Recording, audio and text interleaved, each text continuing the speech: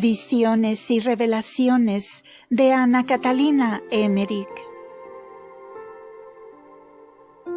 Episodio 23. Joaquín y Ana se dirigieron luego con María a la habitación de los sacerdotes, situada más arriba. Aquí la niña María, como elevada por el espíritu interior, subió ligerísimamente los escalones con un impulso extraordinario. Los dos sacerdotes que se hallaban en la casa los recibieron con grandes muestras de amistad. Uno era anciano y el otro más joven. Los dos habían asistido al examen de la niña en Nazaret y esperaban su llegada. Después de haber conversado del viaje y de la próxima ceremonia de la presentación, hicieron llamar a una de las mujeres del templo. Era esta una viuda anciana que debía encargarse de velar por la niña.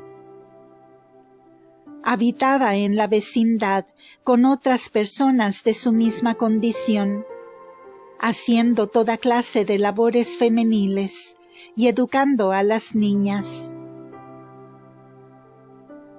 Su habitación se encontraba más apartada del templo que las salas adyacentes, donde habían sido dispuestos para las mujeres y las jóvenes consagradas al servicio del templo pequeños oratorios desde los cuales podían ver el santuario, sin ser vistas por los demás. La matrona que acababa de llegar estaba tan bien envuelta en su ropaje que apenas podía vérsele la cara. Los sacerdotes y los padres de María se la presentaron, confiándola a sus cuidados. Ella estuvo dignamente afectuosa, sin perder su gravedad. La niña María se mostró humilde y respetuosa. La instruyeron en todo lo que se relacionaba con la niña y su entrada solemne en el templo. Aquella mujer bajó con ellos a la posada.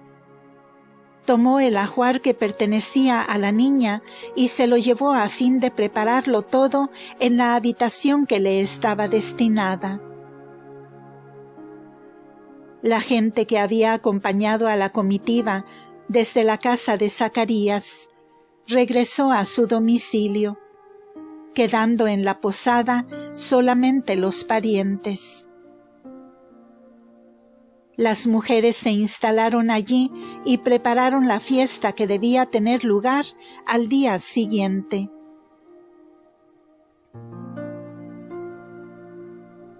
Noviembre 7. Joaquín y algunos hombres condujeron las víctimas al templo al despuntar el nuevo día, y los sacerdotes las revisaron nuevamente. Algunos animales fueron desechados y llevados enseguida a la plaza del ganado. Los aceptados fueron conducidos al patio donde habrían de ser inmolados. Vi allí muchas cosas que ya no es posible decirlas en orden. Recuerdo que antes de inmolar, Joaquín colocaba su mano sobre la cabeza de la víctima, debiendo recibir la sangre en un vaso y también algunas partes del animal. Había varias columnas, mesas y vasos. Se cortaba y se repartía y ordenaba todo. Se quitaba la espuma de la sangre y se ponía aparte la grasa, el hígado, el vaso, salándose todo esto. Se limpiaban los intestinos de los corderos, rellenándolos con algo, y volviéndolos a poner dentro del cuerpo, de modo que el animal parecía entero, y se ataban las patas en forma de cruz. Luego, una gran parte de la carne era llevada al patio, donde las jóvenes del templo debían hacer algo con ella. Quizás prepararla para alimento de los sacerdotes o ellas mismas. Todo esto se hacía con un orden increíble. Los sacerdotes y levitas iban y venían, siempre de 2 en 2. Este trabajo complicado y penoso se hacía fácilmente, como si se efectuase por sí solo. Los trozos destinados al sacrificio quedaban impregnados en sal hasta el día siguiente, en que debían ser ofrecidos sobre el altar. Hubo hoy una gran fiesta en la posada, seguida de una comida solemne. Habría unas 100 personas, contados los niños. Estaban presentes unas 24 niñas de diversas edades, entre ellas Serapia, que fue llamada Verónica después de la muerte de Jesús. Era bastante crecida, como de unos 10 o 12 años. Se tejieron coronas y guirnaldas de flores para María y sus compañeras, adornándose también 7 candelabros en forma de cetro sin pedestal. En cuanto a la llama que brillaba en su extremidad, no sé si estaba alimentada con aceite, cera u otra materia. Durante la fiesta entraron y salieron numerosos sacerdotes y levitas. Tomaron parte en el banquete y al expresar su asombro por la gran cantidad de víctimas ofrecidas para el sacrificio, Joaquín les dijo que en recuerdo de la afrenta recibida en el templo, al ser rechazado su sacrificio, y a causa de la misericordia de Dios que había escuchado su oración, había querido demostrar su gratitud de acuerdo con sus medios. Hoy pude ver a la pequeña María paseando con las otras jóvenes en torno de su casa. Otros detalles los he olvidado completamente.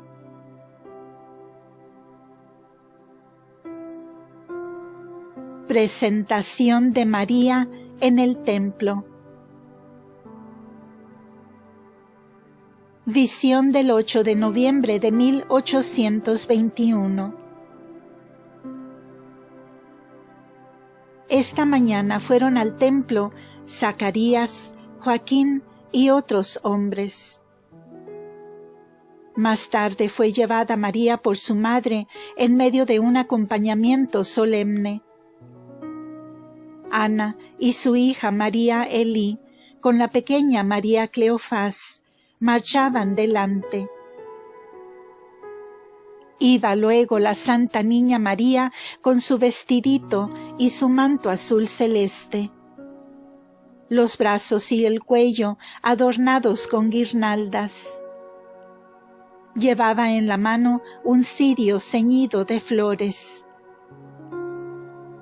A su lado caminaban 3 niñitas con cirios semejantes. Tenían vestidos blancos, bordados de oro y peplos celestes, como María, y estaban rodeadas de guirnaldas de flores. Llevaban otras pequeñas guirnaldas alrededor del cuello y de los brazos. Iban enseguida las otras jóvenes y niñas vestidas de fiesta, aunque no uniformemente. Todas llevaban pequeños mantos. Cerraban el cortejo las demás mujeres. Como no se podía ir en línea recta desde la posada al templo, tuvieron que dar una vuelta pasando por varias calles. Todo el mundo se admiraba de ver el hermoso cortejo, y en las puertas de varias casas rendían honores. En María se notaba algo de santo y de conmovedor. A la llegada de la comitiva he visto a varios servidores del templo empeñados en abrir con grande esfuerzo una puerta muy alta y muy pesada, que brillaba como oro y que tenía grabadas varias figuras: cabezas, racimos de uvas y gavillas de trigo. Era la puerta dorada. La comitiva entró por esa puerta. Para llegar a ella era preciso subir 50 escalones. Creo que había entre ellos algunos descansos. Quisieron llevar a María de la mano, pero ella no lo permitió. Subió los escalones rápidamente sin tropiezos, llena de alegre entusiasmo. Todos se hallaban profundamente conmovidos. Bajo la puerta dorada fue recibida María por Zacarías, Joaquín y algunos sacerdotes, que la llevaron hacia la derecha, bajo la amplia arcada de la puerta, a las altas salas donde se habían preparado una comida en honor de alguien.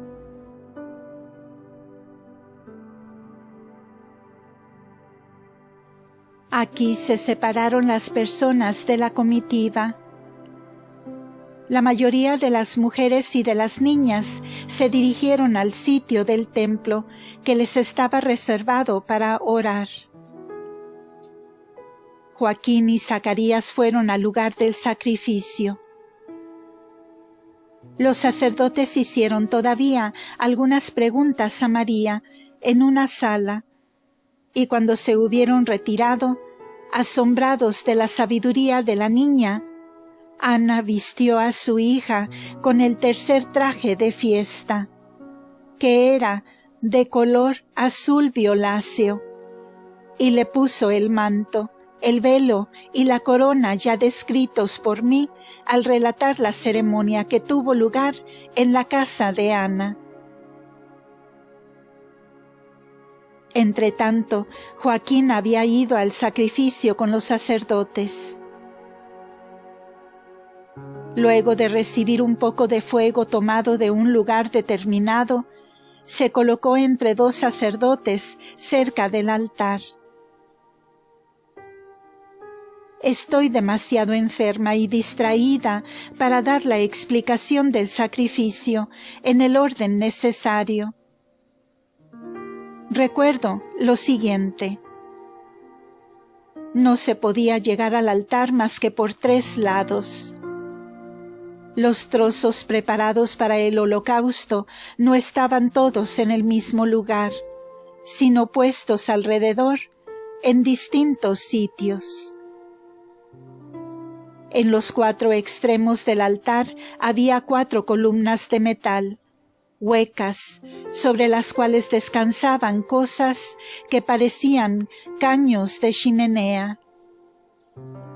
Eran anchos, embudos de cobre, terminados en tubos en forma de cuernos, de modo que el humo podía salir pasando por sobre la cabeza de los sacerdotes que ofrecían el sacrificio.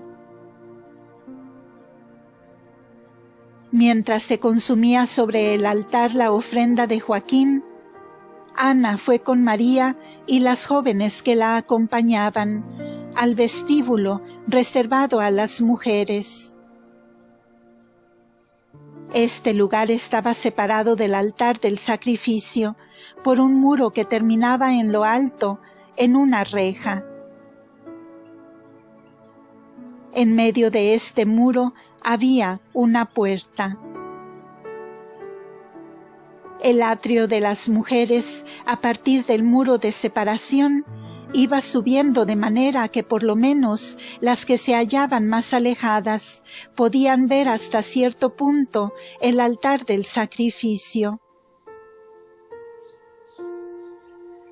Cuando la puerta del muro estaba abierta, algunas mujeres podían ver el altar.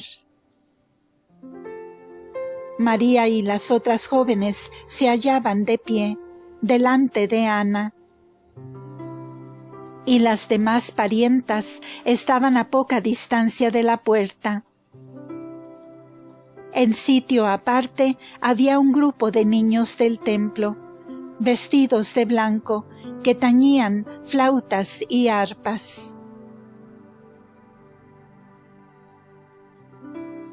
Después del sacrificio, se preparó bajo la puerta de separación un altar portátil cubierto, con algunos escalones para subir. Zacarías y Joaquín fueron con un sacerdote desde el patio hasta este altar, delante del cual estaba otro sacerdote, y 2 levitas con rollos, y todo lo necesario para escribir. Un poco atrás se hallaban las doncellas que habían acompañado a María. María se arrodilló sobre los escalones.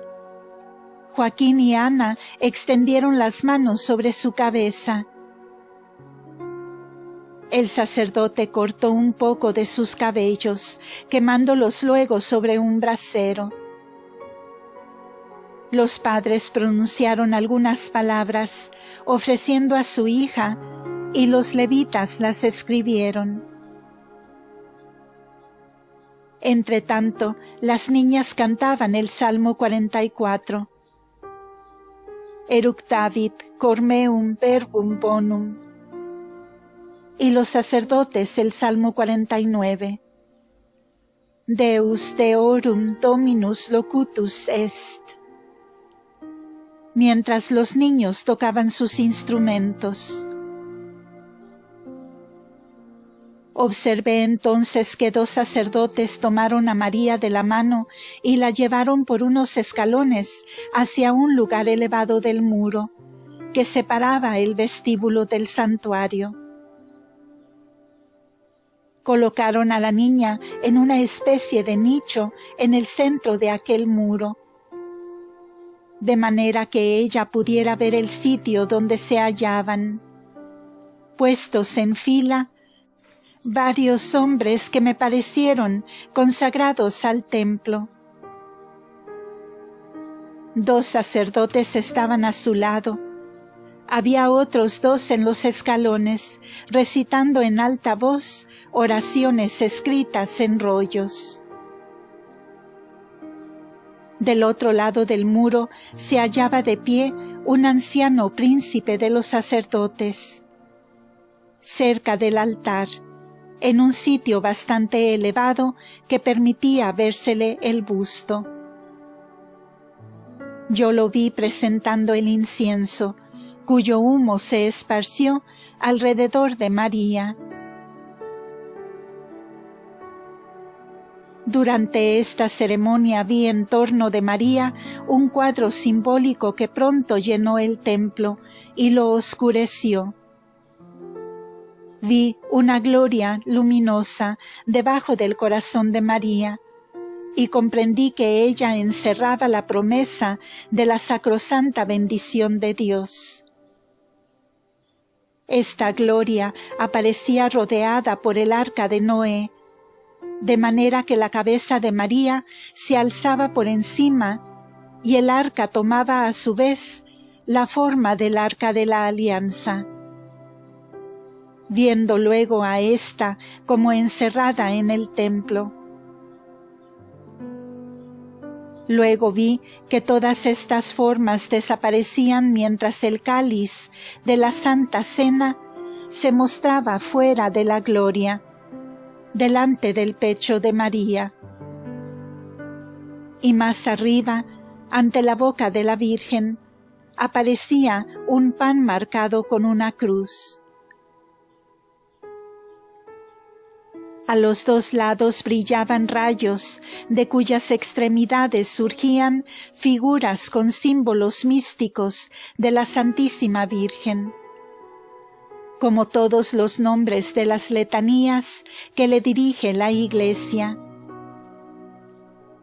Subían, cruzándose desde sus hombros, dos ramas de olivo y de ciprés, o de cedro y de ciprés, por encima de una hermosa palmera junto con un pequeño ramo que vi aparecer detrás de ella. En los espacios de las ramas pude ver todos los instrumentos de la pasión de Jesucristo. El Espíritu Santo, representado por una figura alada que parecía más forma humana que paloma, hallábase suspendido sobre el cuadro, por encima del cual vi el cielo abierto, el centro de la celestial Jerusalén, la ciudad de Dios con todos sus palacios, jardines y lugares de los futuros santos. Todo estaba lleno de ángeles, y la gloria que ahora rodeaba a la Virgen Santísima lo estaba con cabezas de estos espíritus. Ah, ¿quién pudiera describir estas cosas con palabras humanas? Se veía todo bajo formas tan diversas y tan multiformes, derivando unas de las otras en tan continuada transformación, que he olvidado la mayor parte de ellas. Todo lo que se relaciona con la Santísima Virgen en la antigua y en la nueva alianza, y hasta en la eternidad, se hallaba allí representado. Solo puedo comparar esta visión a otra menor que tuve hace poco, en la cual vi en toda su magnificencia el significado del Santo Rosario. Muchas personas que se creen sabias comprenden esto menos que los pobres y humildes, que lo recitan con simplicidad, pues éstos acrecientan el esplendor con su obediencia, su piedad y su sencilla confianza en la Iglesia, que recomienda esta oración. Cuando vi todo esto, las bellezas y magnificencias del templo, con los muros elegantemente adornados, me parecían opacos y ennegrecidos detrás de la Virgen Santísima. El templo mismo parecía esfumarse y desaparecer. Solo María y la gloria que la rodeaba lo llenaba todo. Mientras estas visiones pasaban delante de mis ojos, dejé de ver a la Virgen Santísima bajo forma de niña. Me apareció entonces grande y como suspendida en el aire. Con todo veía también a través de María a los sacerdotes, al sacrificio del incienso y a todo lo demás de la ceremonia. Parecía que el sacerdote estaba detrás de ella, anunciando el porvenir e invitando al pueblo a agradecer y a orar a Dios, porque de esta niña habría de salir algo muy grandioso. Todos los que estaban en el templo, aunque no veían lo que yo veía, estaban recogidos y profundamente conmovidos. Este cuadro se desvaneció gradualmente de la misma manera que lo había visto aparecer. Al fin solo quedó la gloria bajo el corazón de María y la bendición de la promesa brillando en su interior. Luego desapareció también y solo vi a la niña María adornada entre los sacerdotes.